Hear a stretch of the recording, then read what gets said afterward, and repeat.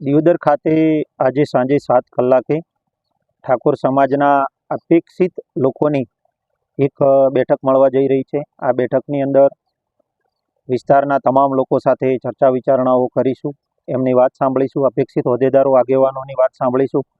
દરેક સીટ ઉપર કયા પ્રકારના સમીકરણો છે, એમના વિચારો શું છે, એ જાણ્યા પછી અમે આજે ચૂંટણીલક્ષી નિર્ણય કરવાના છીએ અને એ નિર્ણય માટે જ આજે અપેક્ષિત આગેવાનો, કાર્યકર્તાઓ, હોદ્દેદારોની આ બેઠક છે અને આ બેઠકમાં બધા લોકોને સાંભળ્યા પછી અમે નિર્ણય જાહેર કરવાના છીએ।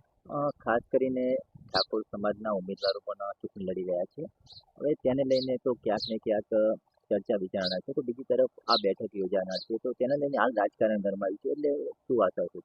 આજની જે આ બેઠક છે એ કોઈ પક્ષપાત કે કોઈ પાર્ટીની બેઠક નથી। આ બેઠક સમાજના આગેવાનો, અપેક્ષિત લોકોની આ બેઠક છે। આ બેઠકની અંદર અપેક્ષિત લોકોને સાંભળવાના છે, સમાજની જે વાત છે એને સાંભળવાની છે, વિસ્તારના લોકોની જે વાત છે એને સાંભળવાની છે।